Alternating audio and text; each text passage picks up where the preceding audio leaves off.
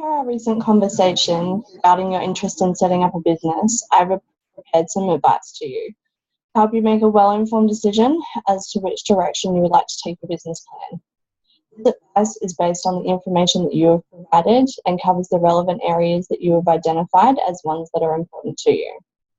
Today I will touch briefly on two business models, explaining the finer points of each. This is by no means an exhaustive list. However, it should provide further insight for you, and we will be ready to answer any further questions that you have in relation to any of these models. First is the option of a partnership. In your responses to my questions regarding the idea, you have stated that you wish for there to be several members of your proposed one-stop shop of specialists to assist family law clients. The partnership allows for a minimum of 2 with a limit of 20 partners. A partnership is defined as persons carrying on a business with the intention of making profit. This is not a conclusive definition though, as in order to be classified as a partnership, the business must also be ongoing with the sharing of profit and losses. A partnership or a firm is a less formal business structure than that of a company. The partnership does not require registration with the Australian Securities and Investment Commission like companies are required to do. And with less formality, it also means there are less setup costs in order to set up the partnership. The partnership is created by way of an agreement between all of the partners. It's governed by legislation, which provides some of the guidelines in relation to the creation of the partnership. The partnership provides less formality, less cost, and less procedures to follow. As the partnership is not its own legal identity, it is an extension of yourself. When a company is registered, it becomes almost its own person. It's responsible for the liabilities the company incurs, not the directors personally. In a standard partnership, liability is also equal and it is personal, and through the agreement can affect investments and profits. It cannot indemnify a partner from unlimited liability. The partnership is not its own identity, and therefore all liability will fall to the partners of the firm. Personal assets are not protected, as it is yourself that is liable along with all of the partners.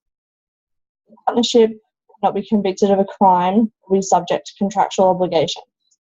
This falls again to the partners, and special provisions exist. If the partners are sued by a third party, each partner is not named, but the firm name will become a singular name for all the partners who are liable. Partnership also allows a less formal structure for the business as well as for the partners. Simplicity is based on a foundation of shared and equal responsibility. Partnership rules are stated as being equal in all areas, subject to the agreement made by the partners. This allows for some discretion when drafting the agreement, where you could outline the process for the additional removal of partners, performance-based criteria that must be met, and how it would be assessed, and how profits would be dispersed. All the rights and duties of the partners would then be subject to this agreement, and no changes could be made without the agreement of all of the partners, or perhaps the managing partner and the majority. If the clauses are agreed to by all partners, it can be included in the partnership deed when forming the partnership. The structure also allows for the removal and addition of partners with less red tape if the procedure is set up by the partners and agreed to by all the partners. In a standard partnership, all partners are to have an equal share in the business, along with equal and joint liability for debts, including all bad decisions.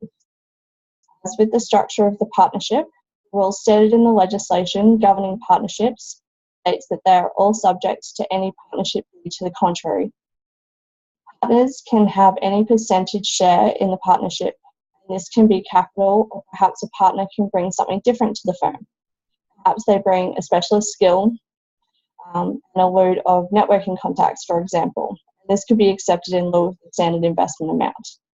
In the standard rules of partnership, it states that all partners must agree to make changes to the business nature.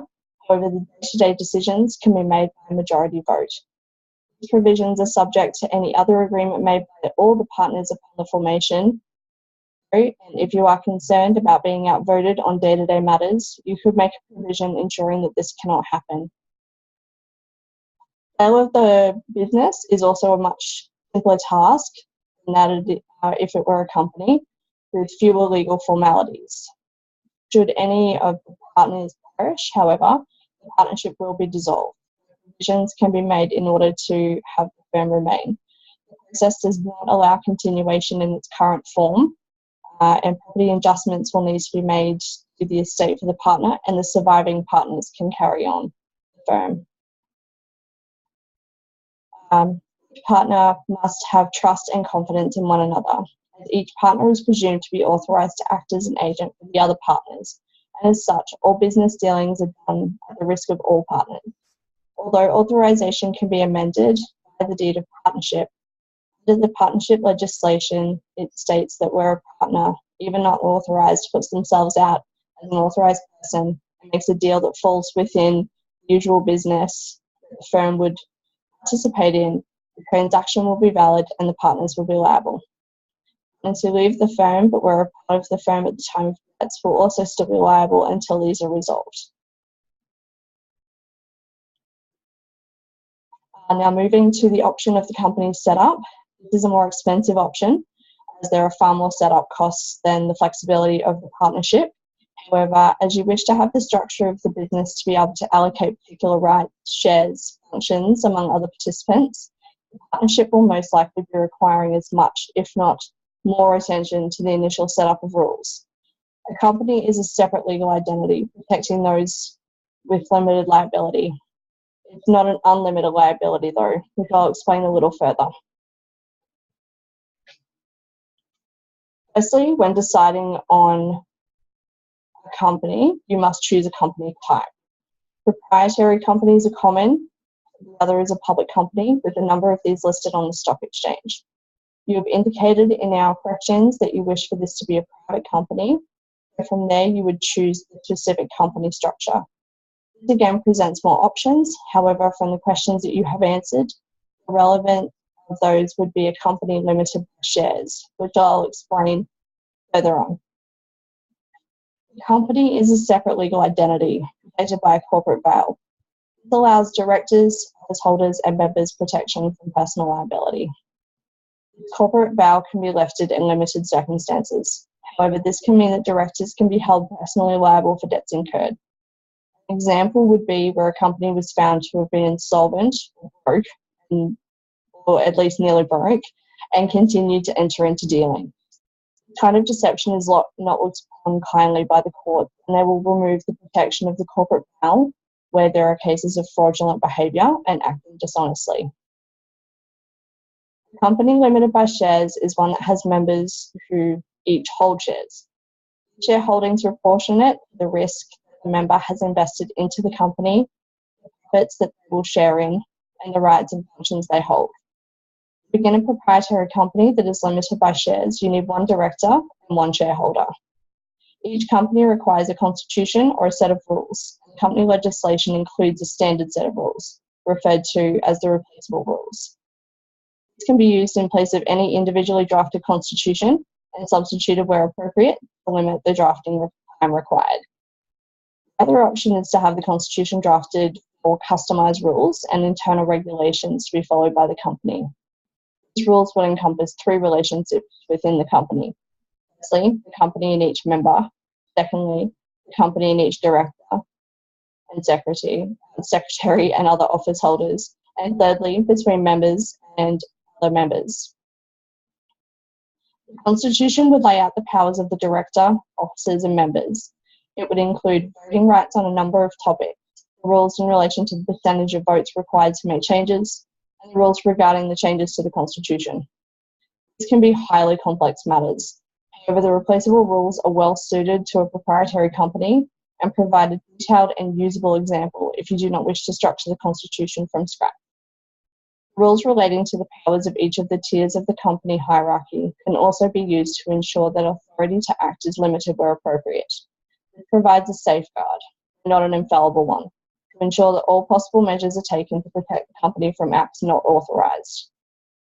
As with the partnership, in matters where authority was assumed to be held, relative sections of legislation protect the third party who is induced into the deal and allows them the assumption that they had full authority of the company. The company structure has provisions for sale and for perpetual succession. Succession means that you'll be able to leave the company to others. The partnership itself does not allow succession. It cannot continue in its current form after deaths or where the partners change. Both of these business structures come with their own pros and cons.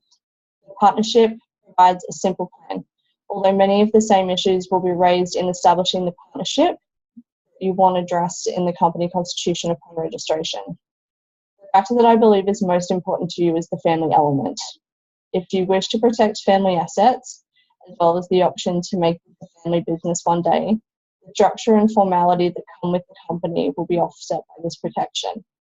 With all of this information in mind, and based on your responses provided, I would suggest that a company structure would be the best option available.